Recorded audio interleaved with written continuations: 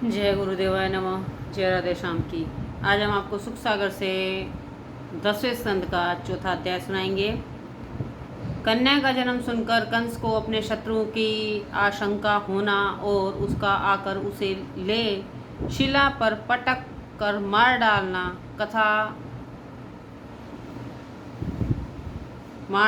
तथा और भी सब छोटे छोटे बालकों की हत्या की आज्ञा देना।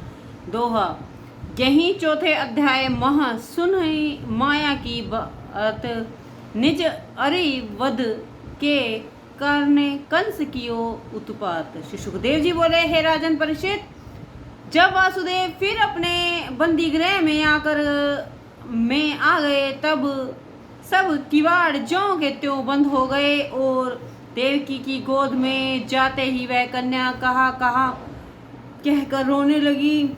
फिर तो भगवान ने अपनी योग निद्रा दूर कर सब पहरेदारों को जगा दिया और वह जम्हाई लेकर उठे तो जेल खाने में कन्या का होना जानकर दौड़े हुए कंस के पास जाकर बोले, हे महाराज, देवकी के 8वें गर्भ से बालक उत्पन्न हुआ है। पहरेदार के मुख से यह बात सुनकर कंस घबराया हुआ सेज पर से उठा तो ज्यों ही पृथ्वी पर पांव रखना चाहा, उसे कुछ न जान पड़ा। गिरता पड़ता ठोकरें खाता जेल खाने के द्वार पर आ पहुंचा और फाटक को खुलवाकर शीघ्र ही सौरी स्थान में जा पहुंचा।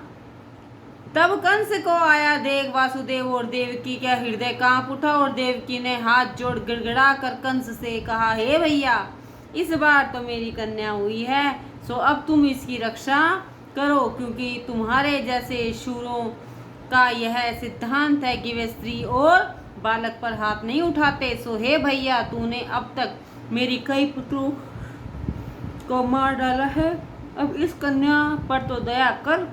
कौन जाने क्या यह तेरे द्वारा रक्षित करने के लिए कन्या रूप से उत्पन्न हुई हो। सो अब तू इसे अपनी ओर से छोड़ दे। हे कंस, मैं तेरी छोटी बहन हूँ। तूने मेरे 6 पुत्र मार डाले, इस कारण अब मैं बहुत दुखी हो गई हूँ। मुझ पर दया कर। भला तू मुझ अभागनी को कष्ट देने से क्या पावेगा? यह मेरी अंतिम पेट पोछनी कन्या है, सो तू कृपा कर इसे मुझे दे दे। परंतु ज्यों ही देवकी ने कंस से ऐसा कहा कि कंस ने देवकी को डांटता फटकारता उसकी गोद से कन्या छीनकर सौरी गृह से बाहर निकल आया। हाथ जोड़ आंखों से आंसुओं की धारा बहती हुई देवकी कन्या के लिए उसने याचना करती रह गई। बाहर जाकर कंस ने कन्या की टांग उठाकर स्नान करने वाली शिला पर घुमाकर जोर से पटकना चाहा, परंतु हे राजन, जब वह जोर से उसकी टांग पटकने के लिए घुमा रहा था तब वह कन्या शिला पर न गिर आकाश में चली गई और वहीं तत्काल अष्टभुजी देवी का रूप धारण कर कंस से बोली, हे मूढ़ कंस, मुझे मारकर क्या तूने क्या फल पाया? तेरा नाश करने वाला तेरे मारने के लिए कहीं जन्म ले चुका है, अब वो दीन बालकों के प्राण न ले। इस प्रकार वह भगवती कंस से कहकर भूलोक में विचरने लगी।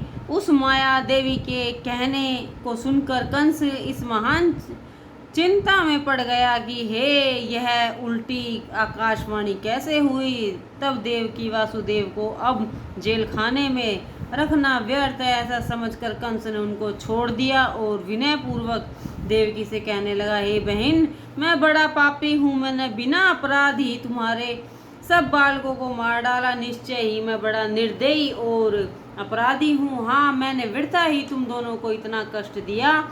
न जाने अब इस जघन्य कर्म के लिए मुझे कौन सा कष्ट भोगना पड़ेगा। मैं अपराध की निसुत मारे होनहार सो टरत नटारे। कंस ज्ञान उपदेशत कैसे दीप प्रकाश अनहित जैसे। विधिगति कछु नाही जात है जानी। थकित रहे लखी ऋषि मुनि ज्ञानी। जो जस करे सो तस फल पावे बिन समझे पर दोष लगावे के।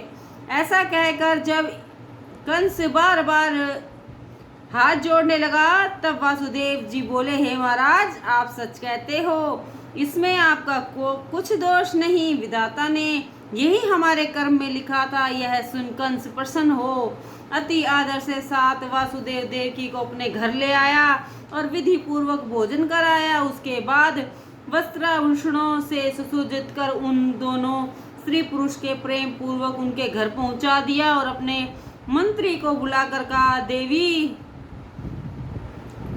देवी कह गई है, तेरा बैरी संसार में पैदा हुआ है, इसलिए अब देवताओं को जहां पाओ तहां मारो। देवकी ने 8वें गर्भ में तेरा शत्रु पैदा होगा। कंस की बात देवताओं पर क्रोध प्रकट करते हुए मंत्री ने कहा, हे राजन, यदि आपकी बात सच है तो उनको मारना क्या बड़ी बात है। वे तो जन्म के भिखारी हैं। जब आप क्रोधाग्नि दृष्टि से उनकी ओर देखिएगा तभी वे अपनी जान लेकर भाग जाएंगे। उनकी क्या सामर्थ्य है जो आपके सन्मुख खड़े हो। ब्रह्मा तो 8 पहर ज्ञान ध्यान में रहता है। महादेव भाग धतूरा खाकर पागलों की तरह से इधर उधर घूमता है। इंद्र का आपके ऊपर कुछ बस चलता ही नहीं है, रह गया है एक नारायण जो संग्राम कार्यों से वंचित है और हमेशा लक्ष्मी के पास सोया रहता है। भला उसे मारने में कौन देर लगाएगी। पहल जब आपका देवताओं से संग्राम हुआ था तब वे आपकी बाणों की चोट से घायल होकर भागना ही उत्तम समझते और भाग ही गए। कितने ही अपना अस्त्र शस्त्र त्याग कर आपकी शरण में ही आ गए, हाथ जोड़कर खड़े हो गए, कितने डर के मारे मर गए। मंत्री की ये बातें सुनकर कंस बोला, नारायण कहाँ रहते हैं और उन्हें किस प्रकार मारे। मंत्री ने कहा, महाराज, नारायण जहाँ सनातन धर्म का रिवाज होता है वहीं रहते हैं। सनातन धर्म का खास कारण वेद, गौ, ब्राह्मण, तप और यज्ञ है। इसलिए हे राजेंद्र, धर्म के ज्ञाता ब्राह्मण, गौ तथा जितने हरि भक्ते लड़के से लेकर बूढ़े तक सबको मार डालने से आप ही नारायण का संहार हो जाएगा। यह सुनकर कंस ने प्रधान से कहा, अच्छा, यदि तेरी यही राय है तो अपनी सेना सहित 10 दिशाओं में घूम कर जितने गौ, ब्राह्मण, ऋषि, साधु मिले सबको मारो। इतना कहकर कंस अपने भवन में चला गया। राजा की आज्ञा सुनकर दुष्ट मंत्री अपनी सेना सहित नगर में जागो ब्राह्मण, बालक, हरि भक्तों को छल, बल, कल तीनों प्रकार से ढूंढ कर मारने लगा। जय गुरुदेवाय नमः। जय राधे श्याम।